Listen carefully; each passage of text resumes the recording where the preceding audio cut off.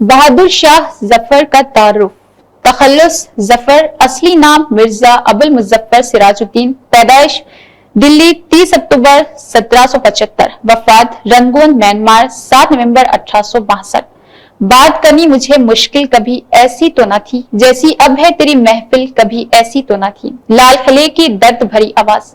بہادر شاہ ظفر کی غیر معمولی شہرت کی وجہ 1857 کا انقلاب ہے، تاہم ان کی ہماگیر شخصیت میں اس بات کا بڑا دخل ہے کہ وہ اود کے ایک اہم شاعر تھے۔ بہادر شاہ ظفر جس طرح بادشاہ کی حیثیت سے انگریزوں کی چالوں کا شکار ہوئے، اسی طرح ایک شاعر کی حیثیت سے بھی ان کے سر سے سخن روی کا تاج چھیننے کی کوشش کی گئی، اور کہا گیا ہے کہ ظفر کی شاعری میں جو خوبیاں ہیں وہ اس کے استاد ذوق کی دین ہے۔ سر سید کے سامنے جب اس اخلاق کا اظہار کیا گیا تو وہ بھڑک گئے، اور اس کے علاوہ اس میں شک نہیں کہ ظفر ان میں سے ایک رہے جنہوں نے شعری اظہار میں اردو پن کو فروغ دیا، اور یہی اردو پن ظفر کے ساتھ ذوق اور داغ کے وسیلے سے 20ویں صدی کے عام شاعروں ظفر کا تمام تک پہنچا۔ مولانا حالی نے کہا ہے کہ دیوان زبان کی صفائی اور روزمرہ کی خوبی ہے، اول آب بقا کے مصنف خواجہ تا آخر یکساں ہے۔ اگر ظفر کے عبدالرؤف عشرت کا کہنا ہے کہ کلام پر اس اعتبار سے نظر ڈالی جائے تو اس میں محاورہ کسی طرح ادا ہوا ہے، زمرہ کیسا ہے، اثر کتنا ہے، اور زبان کس قدر مستند ہے،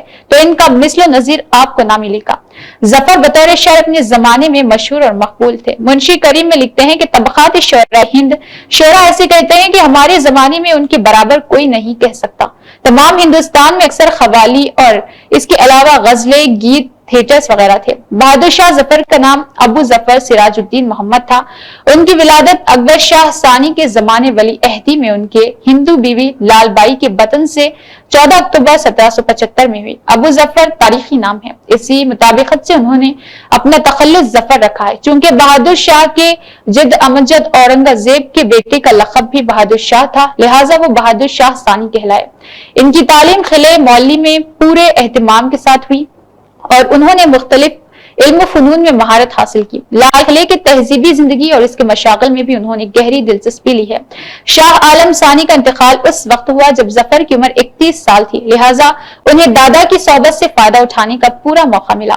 انہی کی صحبت کے نتیجے میں بہادر شاہ ظفر کو مختلف زبانوں پر قدرت حاصل ہوئی۔ اردو اور فارسی کے ساتھ ساتھ برج بھاشا اور پنجابی میں بھی ان کا کلام موجود ہے۔ ظفر منکسر المزاج اور خلیق انسان تھے، ان کے اندر حلم و ترحم تھا، اور غرور و نخوت ان کو چھو کر نہیں کیا گیا تھا۔ شاہانہ عیش و عشرت کی زندگی گزارنے کے باوجود انہوں نے شراب کو کبھی ہاتھ تک نہیں لگایا۔ شہزادگی کے زمانے سے ہی مذہب کی طرف جھکاؤ تھا اور کالے صاحب کے مرید تھے۔ اپنے والد اکبر شاہ ثانی کے 11 لڑکوں میں وہ سب سے بڑے تھے، لیکن اکبر شاہ نے اپنے دوسرے چہیتے بیٹے مرزا سلیم کو ولی عہد بنانا چاہا۔ انگریز اس کے لیے راضی نہیں ہوئے۔ پھر اکبر شاہ ثانی کی چہیتی بیوی ممتاز محل نے اپنے بیٹے مرزا جہانگیر کو ولی عہد بنانے کی کوشش کی، بلکہ ان کے ولی عہدی کا اعلان بھی کر دیا، اور گورنر جنرل کو اس کی اطلاع دے کر کی گئی، جس پر گورنر جنرل نے سخت تنبیہ کی کہ اگر انہوں نے انگریزوں کی ہدایت پر عمل نہ کیا تو ان کی پینشن بند کر دی جائے گی۔ مرزا جہانگیر نے اس مرتبہ ظفر کو زہر دینے کی کوشش کی اور ان پر غیر فطری حرکات کا الزام بھی لگایا گیا، لیکن انگریز ظفر کی عزت کرتے تھے اور ان کے خلاف محل کی کوئی سازش کامیاب نہیں ہوئی۔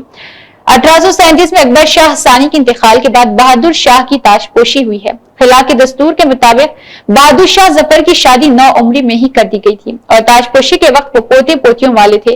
ظفر کی بیگمات کی صحیح تعداد تو نہیں معلوم ہے، لیکن مختلف ذرائع سے شرافت محل اور اس کے علاوہ زینت محل بیگم، تاج محل بیگم، شاہ بادی محل بیگم، اختری محل بیگم، سرداری محل بیگم کے نام ملتے ہیں۔ ان میں زینت محل سب سے زیادہ چہیتی تھی، اور ان سے ظفر نے اس وقت 1840 میں شادی کی تھی جب ان کی عمر 65 سال تھی، جبکہ زینت محل 19 سال کی تھی۔ تاج محل بیگم بھی بادشاہ کی چہیتی بیویوں میں سے ایک تھی۔ شاہ بادی بیگم کا اصل نام ہندی بائی تھا، اور اختری محل بیگم ایک کانے والی تھی، اور اس کے علاوہ سرداری بیگم ایک غریب گھریلو ملازمہ تھی جن کو ظفر نے رانی بنا لیا۔ ظفر کے 16 بیٹے 31 بیٹیاں تھیں، 12 شہزادے 1857 تک زندہ رہے۔ بہادر شاہ ایک وسیع المشرب انسان تھے، وہ ہندوؤں کے جذبات کی قدر کرتے اور ان کے بعض رسوم بھی ادا کرتے۔ انہوں نے شاہ عباس کی درگاہ پر چڑھانے کے لیے ایک علم لکھنؤ بھیجا تھا، جس کے نتیجے میں افواہ پھیل گئی تھی کہ وہ شیعہ ہو گئے ہیں، لیکن ظفر نے اس کی تردید کی۔ انگریزوں کی طرف سے ظفر کو 1 لاکھ روپے پینشن ملتی تھی، جو ان کے شاہانہ اخراجات کے لیے کافی نہیں تھی، لہٰذا وہ ہمیشہ مالی تنگی کا شکار اور قرض مند رہتے تھے۔ ساہوکاروں کی تقاضے ان کی فکر مند رکھتے تھے اور وہ نذرانے وصول کر کے نوکریاں عہدے تقسیم کرتے تھے۔ لال قلعے کے اندر چوریوں اور غبن کے واقعات شروع ہو گئے۔ بہادر شاہ کی عمر بڑھنے کے ساتھ انگریزوں نے فیصلہ کر لیا تھا کہ دہلی کی بادشاہت ختم کر دی جائے گی اور لال قلعہ خالی کرا کے شہزادوں کا وظیفہ مقرر کر دیا جائے گا۔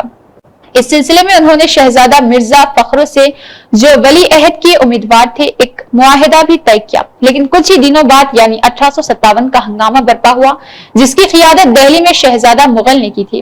کچھ دنوں کے لیے دہلی باغیوں کے قبضے میں آ گئی۔ بہادر شاہ شروع میں اس ہنگامے سے بالکل بے تعلق رہے، وہ سمجھ ہی نہیں پائے کہ ہو کیا رہا۔ جب ان کو پتا چلا کہ ہندوستانی سپاہیوں نے انگریزوں کے خلاف بغاوت کر دی تو ان کی پریشانی بڑھ گئی تھی۔ انہوں نے کوشش کی کہ باغی اپنے ارادے سے باز آ جائے اور باغیوں سے کہا کہ وہ انگریزوں سے ان کی صلح کرا دے، لیکن جب باغیوں نے پوری طرح دہلی پر قبضہ کیا تو ان کو زبردستی مجبور کیا کہ وہ تحریک کی قیادت اپنے ہاتھ میں لے۔ شروع میں انہوں نے بادل ناخواستہ اس زبردستی کو قبول کیا تھا، لیکن جب تحریک زور پکڑی تو اس میں پھنستے چلے گئے اور آخر کار تک تحریک کے ساتھ رہے۔ یہ تحریک بہرحال جلد ہی دم توڑ گئی۔ بہادر شاہ کو گرفتار کر لیا گیا۔ گرفتاری کے بعد مقدمے کی سماعت کے دوران بہادر شاہ نے انتہائی بے چارگی کے دن گزارے۔ قید میں ان سے ملنے گئی ایک خاتون نے ان کی حالت اس طرح کی بیان کی: ہم نہایت تنگ و تاریک چھوٹے سے کمرے میں داخل ہوئے۔ یہاں میلے کچلے کپڑے پہنے ہوئے کمزور دبلا پتلا پستہ خط بوڑھا سردی کے سبب گندی رضائیوں میں لپٹا ایک نیچی سی چارپائی پر پڑا تھا۔ ہمارے داخل ہوتے ہی وہ حقہ جو وہ پی رہا تھا ایک طرف رکھ دیا اور پھر وہ شخص جو کبھی کسی کو اپنے دربار میں بیٹھا ہوا دیکھتا اپنی توہین سمجھتا تھا، کھڑے ہو کر ہم کو نہایت عاجزی سے سلام کر رہا تھا کہ اس سے ہم مل جائے۔ عدالت نے بہادر شاہ ظفر کو ان تمام جرائم کا مرتکب ٹھہرایا جن کا ان پر الزام لگایا گیا ہے۔ 7 اکتوبر 1858 کو سابق شہنشاہ دہلی اور مغلیہ سلطنت کے آخری تاجدار ابو ظفر سراج الدین محمد بہادر شاہ ثانی نے دہلی کو ہمیشہ کے لیے خیر آباد کہہ دیا اور رنگون میں جلا وطنی کے دن گزارتے ہوئے 7 نومبر 1860 کو صبح 5 بجے قید حیات و بند غم سے چھوٹ گئے۔ ظفر نے اپنے آخری زمانے میں انتہائی پردرد غزلیں کہی۔ شعر ادیب سے ان کو ہمیشہ گہرا لگاؤ تھا۔ انہوں نے مختلف زبانوں میں شاہ نصیر، عزت اللہ عشق، میر کاظم بے قرار، ذوق اور غالب کو اپنا کلام دکھایا۔ ان کی شاعری مختلف ادوار میں مختلف رنگ لیتی ہے، اس لیے ان کی کلام میں ہر طرح کے اشعار پائے جاتے ہیں۔ ظفر کے منتخب کلام ان کی اپنی انفرادیت نمایاں ہے۔ تغزل، شاعرانہ کیفیت اور جمالیاتی رچاؤ کے اعتبار سے ان کا یہ کلام اردو غزل کے سرمایہ سے قریب آ جاتا ہے، جس کی آبیاری میر قائم یقین، درد، مصحفہ، سوز اور آتش جیسے شعراء نے کی۔ ظفر کے کلام کا منتخب حصہ اپنے اندر ایسی تازگی، دلکشی اور تاثیر کا عنصر رکھتی ہے جس کی اپنی دائمی اختیار ہے۔ اس کے علاوہ بھی وہ شعر لکھتے ہیں: شمع جلتی ہے پر اس طرح کہاں جلتی ہے، ہڈی ہڈی میری اسے سوز نہا چلتی ہے۔ ظفر کی پوری زندگی ایک طرح کی روحانی کشمکش اور ذہنی جلاوطنی میں گزری ہے، ایک مسلسل عذاب تھی۔ ہڈیوں کو پگھلا دینے والی یہی غم ان کی شاعری کا اصل محرک ہے، اور اس آگ میں جل کر انہوں نے جو شعر کہے وہ ہمارے سامنے ایک زبردست المیہ کردار پیش کرتی ہے۔ ہر نفس اس دامن مزرگاہ کے جنبش میں زفرا کے شعلہ سا بھڑکا اور بھڑک کر رہ گیا۔ ظفر کی شاعری آج اپنے مرتبہ کے ازسر نو محکمہ کا مطالبہ کرتی ہے۔ نیہا خان کی یہ خاص رپورٹ۔ شاما بام درد निवारण के लिए उनामी और प्राचीन आयुर्वेदिक विज्ञान का लाभ उठाएं। विशेषताएं: शामा बाम का फार्मूला तुरंत काम करता है, जिससे आपको सर दर्द, सर्दी जुकाम, बदन दर्द, हड्डियों का दर्द और कमर दर्द में तुरंत राहत मिलती है। बाम आपकी त्वचा में जल्दी अवशोषित हो जाता है, जिससे दर्द का निवारण तेजी से होता है और आपको लंबे समय तक आराम मिलता है। आयुर्वेदिक जड़ी बूटियों और प्राकृतिक तेलों से बना शामा बाम सुरक्षित और प्रभावी है। उपयोग के तरीके: प्रभावित क्षेत्र को साफ और सूखा लें। शामा बाम की थोड़ी मात्रा लें और धीरे धीरे मालिश करें। दर्द के विभिन्न प्रकारों में प्रभावी: सर दर्द, शामा बाम से मालिश करें और तुरंत आराम पाएं। सर्दी जुकाम, नाक और छाती पर लगाएं, जिससे नाक खुले और सर्दी जुकाम से राहत मिले। बदन के किसी भी हिस्से में दर्द हो, शामा बाम का उपयोग करें और राहत पाएं। जोड़ों और हड्डियों के दर्द में भी शामा बाम असरदार है। कमर में दर्द हो तो श्यामा बाम से मालिश करें और आराम पाएं। सभी मेडिकल स्टोर्स, जनरल स्टोर्स और सुपरमार्केट में उपलब्ध। अधिक जानकारी के लिए स्क्रीन पर दिए गए नंबर पर संपर्क करें। श्यामा बाम के साथ दर्द को अलविदा कहें और अपने जीवन को खुशहाल बनाएं।